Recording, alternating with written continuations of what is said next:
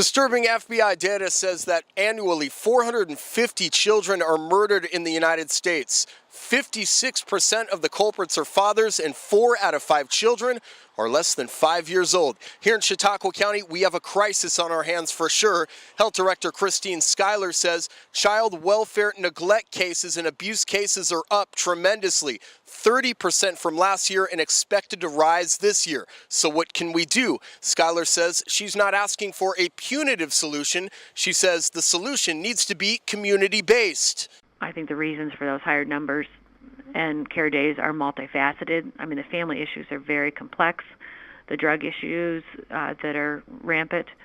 We've got youth suffering severe trauma and escalating behaviors. You have to think about what's happened to these children, what they've been seeing in these homes and with the parents that they've had over the years. The drug use themselves by teens, sex trafficking is going on. And we've also had personnel changes within county government at my department and county probation, county law, and family court. And if you're really going to try to impact some change with these kids, you really need a collaborative, multidisciplinary approach for at-risk youth. If you don't do that preventive approach, it's going to be very costly. And quite often, these facility placements are not helpful for kids. Now, Schuyler says this no doubt has caused all kinds of budget problems. She says social workers are quitting at a feverish pace. She says they are getting burnt out. And not just here, but throughout the nation. Pay for caseworkers really is not commensurate with the responsibilities that they have.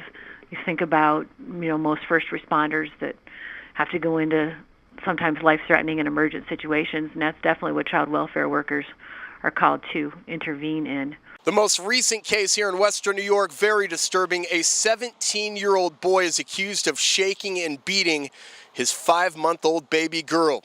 The FBI says in most cases where murder victims occur, 56% are fathers. They say 70% are fathers in cases where multiple victims are reported. Reporting from the Social Services Building in Jamestown, I'm Ryan Hedrick, WNY News Now, where coverage comes first.